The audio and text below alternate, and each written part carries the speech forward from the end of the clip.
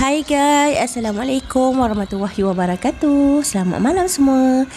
Kembali lagi dalam segmen Sembang Seram bersama MCV.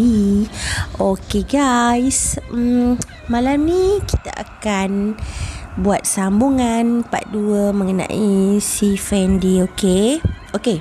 Sebelum aku meneruskan cerita ni, aku nak memperbetulkan lah. Okay, minta maaf sebelum tu. So yang ni Kak Jo suruh betulkan lah. Cerita ni bukan pada tahun 2000 ya guys. Sorry cerita ni pada tahun 80-an gitulah, menurut yang diceritakan oleh Kak Jo ni. Okay, dalam cerita ni Kak Jo ni dia bekerja sebagai cashier kepada kakak angkat dia yang bernama Kak Misah tau. Kak Misah ni owner, kira diorang ni meniaga macam dekat, buat macam kat rumah lah kan, macam beli besi buruk lah. So diorang ni kiranya perniagaan diorang ni tak ada lesen lah. So maksudnya nanti korang akan faham kenapa dan mengapa dalam cerita ni. Okay, sabar bertenang. Okay, pada yang baru jangan lupa like, subscribe, share, komen, dan jangan lupa juga picit bel tepi tu kalau aku upload video baru, korang tak ketinggalan. Jangan lupa tau support aku dengan subscribe, sebab subscribe tu percuma, gratis. Okay, tak nak cakap lama-lama. Okay, kita teruskan. Okay, menurut cerita Kak Jo ni kan, Fendi ni dia berubat lah dengan pak saudara dia. Dia berubat dengan pak saudara dia. Dia berubat pasal diri dia yang kena rasuk tu kan. So perut dia tu, bila dia berubat dengan pak saudara dia, perut dia yang boncet tu hari yang aku cerita tu, makin hari makin dah okey lah. Orang kata makin dah tak boncet lagi lah. Cuma sampai di saat dia tu dia sentiasa orang kata terdengar gangguan-gangguan bunyi lonceng tu masih tetap ada, dengan bunyi lagu sembahyang India tu memang tak boleh nak hilang. Tak tahulah kenapa benda tu dah menyatu dengan si Dak Fendi ni. Okay guys, sejak si Fendi ni dia sakit tu kan, dia kan memang dah gian. Biasalah dia dah gian, bertambah, maksud aku tu 2 dalam 1. And then dia dah memang gian satu bab, tentulah dia dah kurus kan, tambah dia sakit lagi dengan kena rasuk tu, 2 campur 1 jadinya macam mana? 3 kan. Ini jadi so dia ni ibaratnya drastik penurunan berat badan dia ni. Orang kata dah tinggal, orang kata kulit dengan tulang je. Memang kalau orang tengok dia ni ibaratnya macam ala-ala zombie lah gitu guys. Maaf lah zombie di siang hari ke zombie di malam hari. Aku nak ketawakan. Menurut cerita ni, ini Kak Jo yang ceritakan dengan aku lah. Aku pun kesian sepati dengan dia kan. Okay, sabar. Okay, so pada suatu hari si Penny ni datanglah ke tempat Kak Jo ni. Dia nak jual orang kata besi buruk dia tu. So dalam pada tu si Penny ni jual besi buruk tu. Lepas tu Kak Jo ni dia lihat tengok gerak-geri gaya si Fendi ni, macam dia ni seolah-olah macam ketakutan tau guys. Macam ketakutan, macam takutkan sesuatu, padahal bukan ada polis kat situ pun kan. Macam ketakutan, macam mata melila-mila, macam gitulah, macam takut sesuatu. Lepas tu Kak Jo pula yang paling kesiannya tu, sampai dia tak sedar sampai meleleh air liur keluar daripada mulut dia sambil dia lap dengan tuala dia kan. Macam tu sekali lah keadaan si Penny ni. Yelah, korang maksud aku tu korang faham kan dengan situasi keadaan dia dengan gian campur dengan dia kena sakit misteri tu. Jadi macam tu lah keadaan dia. One day Kak Jo ni dia sama kakak angkat dia tu, Kak Misah tu, diorang ni kan aku cakap tadi kan diorang kan beli besi buruk. Dia tak kira lah mak gian jual ke, siapa-siapa ke, orang kampung tu ke jual ke, diorang beli je lah kan. So sampai masanya diorang nak tolak ni, besi tu dah banyak kat rumah diorang. So diorang nak tolak pula dekat kilang besi yang besar lah kiranya. So diorang pun pergilah bertiga, Kak Jo, Kak Misa, dengan anak Kak Misa tu lelaki tau. Budak tu baru berusia 6 tahun. Masa tu jam tu baru pukul 8 lebih lah. So diorang pun pergi ke kilang tu, gedebak-gedebuk dah jual besi tu. And then diorang pun nak patah balik lah dekat kat rumah dia, on the way nak balik, patah balik kat rumah diorang lah kan. Okay, masa diorang nak patah balik tu, nak je lah dalam perjalanan balik, diorang ikut, mungkin aku rasa diorang ni ikut jalan shortcut lah. Pada tahun 80-an tu orang kata jalan yang diorang ikut tu memang kiri kanan tu macam hutan-hutan kecil-kecil lah. Hutan kecil, jalan pun tak berapa ni, tak sesak, tak ada orang lah kan. So lepas tu Kak Misa ni dia pandai bawa lori. So dia bawa lori 1 tan lah. So dia nak balik ke Pasir Putih. So kalau sekarang tempat tu kiri kanan dah ada bangunan dah besar-besar, jalan pun dah okey. Okey lah, kita teruskan lagi ceritanya. Okey, ni memang kalau korang dengar cerita ni mesti korang sedih sangat tentang nasib si Pendi ni. Lepas tu tiba-tiba lah dia ternampak lah, Kak Ana ni nampak lah si Pendi tu tengah tolak kereta sorong. Dalam tu dia ada banyak lah kan, nampak besi buruk. Kebetulan pula dia memang nak orang kata jual dekat Kak Misa kan. So dia pun Kak Misa tu pun berhentikanlah lorinya. Dia si Pendi ni tanya, "Kak, boleh tak aku nak tumpang pergi rumah kau ni, lagi pun nak tolak besi ni?" Dia kata gitu kan. Mula-mula Kak Misa ni keberatan lah nak tumpang kasih Pendi ni. Dia risau takut ada polis ke apa ke kan. So lepas tu fikir-fikir, kesian pula tengok dia dengan keadaan si Fendi dah macam ala-ala zombie gitu kan. Dia masa tu pula dia dengan keadaan dia tengah gian kan. So tak nak Kak Misa ni bagilah tumpang. Lepas tu Kak Misa kata, "Kalau gitu kau duduklah kat belakang, tapi janganlah kau berdiri pula, kau duduk." Lepas tu kata si Pendi ni, "Yelah Kak, okey lah." Dia kata gitu. And then Kak Jo ni pun tolonglah si Pendi ni naikkan kereta tolak Pendi tu dengan besi-besi kat dalam, kat belakang lori tu. So benda siap pun, diorang pun lanjutkanlah perjalanan nak pulang kan. So dalam perjalanan tu, bila lah ada tempat ni nak lalu ni, ada satu palang. Palang tu palang besi. Okey, palang tu ada kisah lah. Sebelum tu palang tu dia pernah makan orang tau. So tak apa, nanti kita akan ceritakan. Okey, sebelum dah nak dekat, macam belum sampai lagi lah dekat palang tu kan. So Kak Ana ni Kak Jo ni dia dah pesan lah dekat si Dik Fandi ni. Dik Fandi ni dia kata, "Fendi, kau jangan lupa tu kejap lagi depan tu ada palang besi, kau jangan berdiri, kau duduk." Lepas tu dia kata, yelah, dia kata gitulah. And then so Kak Jo dengan Kak Misa ni pun fikir kan, dia orang ingat kan si Dak Fandi ni, dia pun dia duduk dalam lori tu kan. Rupanya si Fendi ni dia berdiri kan dekat kepala lori tu kan, mesti ada tempat macam boleh kita menyandar, letak dagu ke, sukatilah nak buat apalah, at least boleh berdiri. Dia berdiri. So yang Kak Ajo dengan Kak Misa tak tahu tau dia berdiri. So Fendi ni pun berdiri. Kiranya dia ni berdiri sambil tidur, faham tak? Okey. Lepas tu bila je sampai je dekat lepas lalu dekat palang besi tu, bunyilah orang kata macam kaca pecah tau. Lepas tu bunyi macam kaca pecah tu dengan seolah-olah macam benda empas tau. Jadi diorang ni pun terkejutlah, berat lah kan. Berat sekali tu anaknya Kak Misah ni yang kecil yang aku cerita tadi tu kan, dia cakap, mak. Dia kata, mak.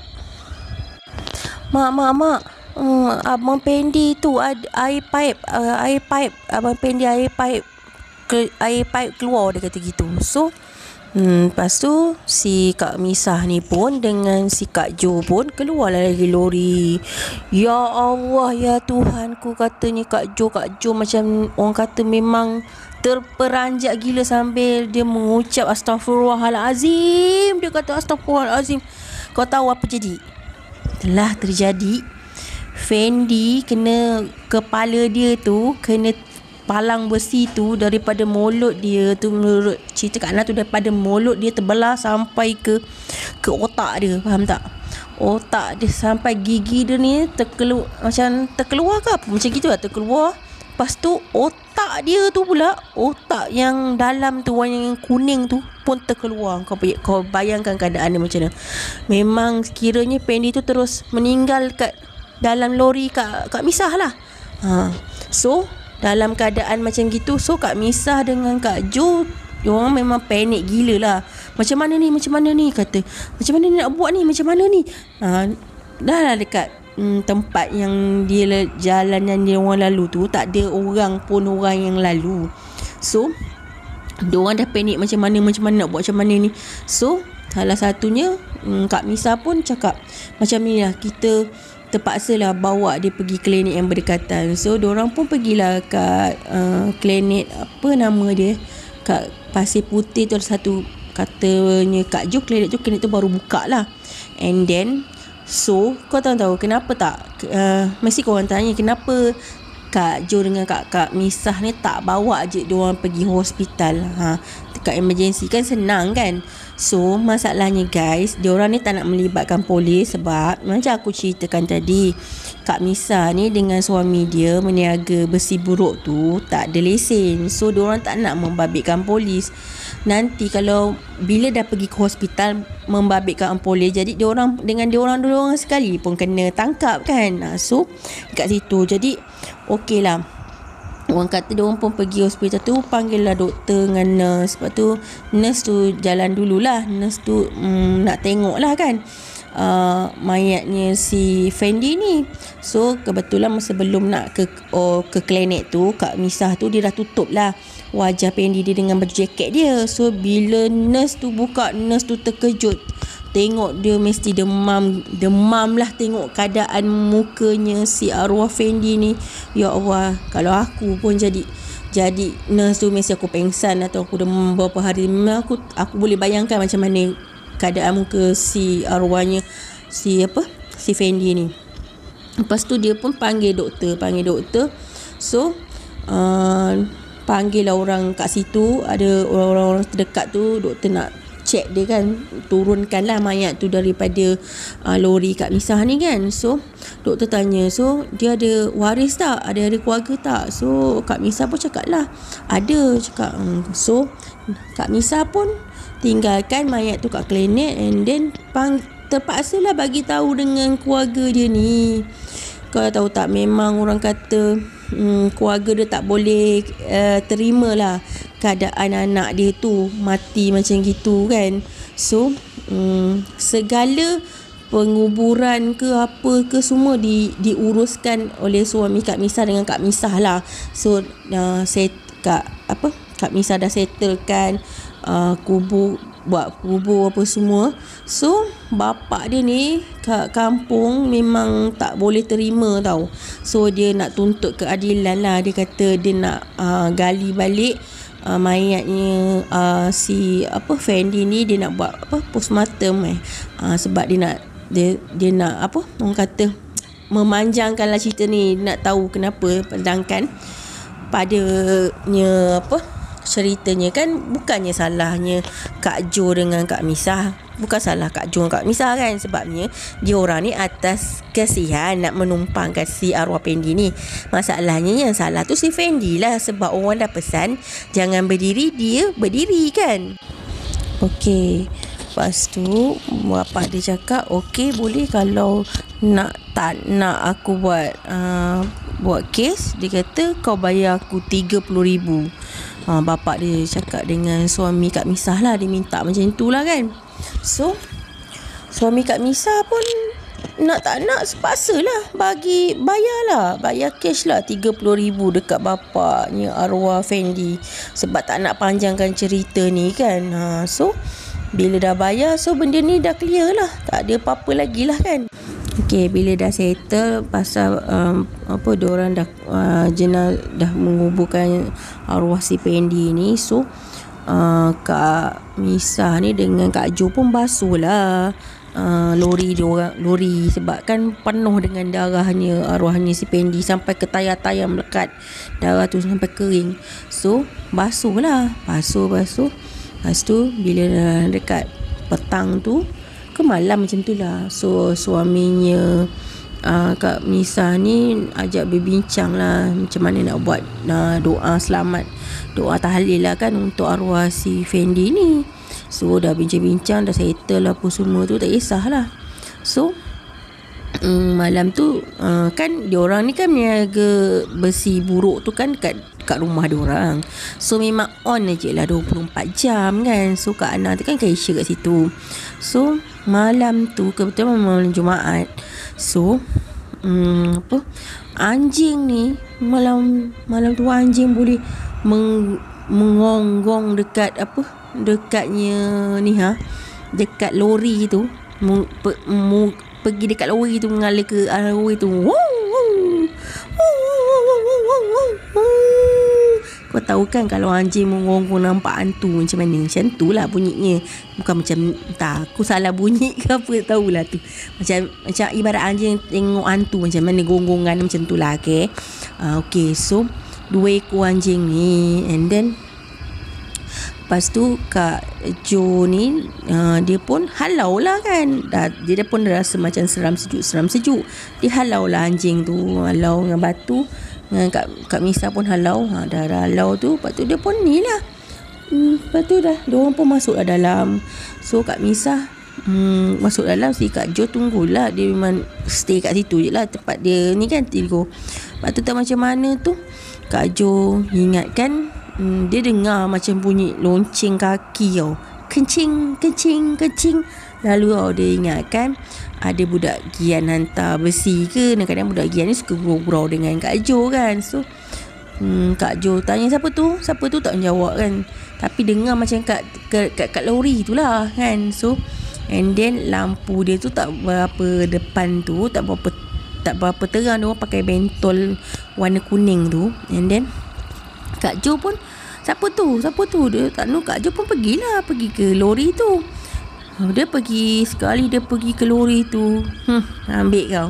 Dia memang terperanjat gila mak ai, sampai orang kata dah nak kaki dia tu dah tak boleh nak lari tau. Dah jadi macam kematu, macam krem tu. Dia tahu apa yang dia nampak. Dia nampak si arwahnya Dek Fendi ni tengah orang kata mencangkung, tapi tak berbaju bogel tau. Tengah mencangkung dekat palang besi lori tu. Itu yang si Kak Jo ni terperanjat. Dia menjerit, panggil Kak Misah. Dia panggil macam tu lah. Lepas tu Kak Misah ni pun keluar. Kenapa? Ni Fendi ada ni, Fendi. Katanya Kak Misah, kau ni mengarut lah. Kan orang tu dah arwah dah ditanam kat dalam kubur. Mana ada ni Fendi, dia kata gitu. Lepas tu sekali Kak Misah tengok tak ada. Kak Misah pun tarik si tangan Kak Jo ni. Dia tak boleh nak bangun, kaki dia dah krem kan. So tarik, diorang pun terus tutup pintu. Tutup apa dah. Besok tu yang diorang cerita dengan Kak Misah, cerita dengan suami dia yang semalam tu si Jo kena ni kan, arwahnya si Fendi ganggu kan. So katanya suaminya Kak Misah, tak apa, nanti aku ada suami Kak Misah ni kan dia kenal orang Indon. Jadi dia adalah kawan-kawan Indon yang pandai-pandai berubat ni pasal mistik ni semua. Tapi sesuatu mengenai suami Kak Misah ni, menurut cerita Kak Ana, walaupun dia beragama Islam, tapi dia cakap macam takbur lah. Dia macam dia tak solat, tak apa. Dia lebih kepada, dia kata kenapa Cina tak solat boleh kaya, kenapa Melayu kalau solat susah kaya. Dia cakap macam tu lah, tak apalah. Okey, dalam pada masa tu juga guys, dicampurkan dengan penasarannya arwahnya si Pendi ni pula. Dicampurkan dengan suami, kisahnya suami Misah ni, dia ni pula ada membela pesugihan. Apa pesugihan? Maksud aku tu, dulu kan Misah ni dengan suami dia kan memang meniaga besi buruk, tapi tak adalah orang kata lancar, selancar-lancarnya lah, tak ada, susah sangat lah nak dapat customer. Tapi dengan adanya suaminya Misah ni, dia pergi minta dengan kawan dia Endon ni. So suaminya si Misah ni, dia ada menyimpan rambut kuntilanak. Rambut kuntilanak tu hidup guys, boleh panjang. Dengan ada dia orang kata menyimpan rambut kuntilanak tu, bisnes dia makin lama makin berkembang, makin maju. Itu yang senang-senang je. Bila bapaknya arwah si Pendi minta 30,000, so dia boleh settle, dia ada duit. Sebab apa? Hasil daripada orang kata pesugihan kuntilanak. Okay guys, okay, bila besok malamnya, suaminya Misah ni panggil lah kawan dia datang. And then kawan dia pun datang lah kan, waktu tu lepas maghrib ke apa, dia orang buat lah. Lepas tu rumah Misah ni rumah kampung ni ada panggung tau. So yang bahagian depan tu kiranya boleh duduk bawah kolong lah kan. So kawannya suami Misah ni pun, yang orang Indo yang pandai berubat tu, dia pun pergilah bawah kolong rumah Misah tu. And then dia ada gali lubang dan dia masukkan satu benda lah kat dalam tu. Kak Jo pun tak pasti benda tu benda apa. And then dia tanam dalam lubang bawah rumahnya Kak Misah tu lah. Okey, bila dah selesai apa semua, bila dah tanam tu, so tak adalah lagi gangguan-gangguan si arwahnya Fendi ke, ataupun yang sebelum ni pun menurut cerita Kak Ana pun so anak-anaknya Kak Misah ni pun pernah lah diganggunya oleh kuntilanak tu lah kan. So sejak dia yang suami dia tu pergi jumpa kawan dia, suruh berubat kan, tanam benda kat bawah rumah tu, benda tu semua dah tak ada kacau, dah tak ada gangguan lah, kiranya dah clear lah, tak ada apa-apa lah. So itulah guys ceritanya, nasib yang menimpa si Dak Fendi tu. Okey lah, ceritanya sampai kat sini je, agak panjang sikit lah. So kita doakan, kita sekarkan Al-Fatihah kepada Dak Fendi, semoga Allah Subhanahu Wa Taala menerimanya dan mencucui rahmat ke atas rohnya dan tempatkan di kalangan orang-orang yang soleh. Amin. Al-Fatihah. Okay guys, kita jumpa lagi episod yang akan datang, makin memanas bersama Kak Jo. Dia banyak cerita nak menyumbangkan kat aku tu. Okay guys, okay, bye. Assalamualaikum warahmatullahi wabarakatuh.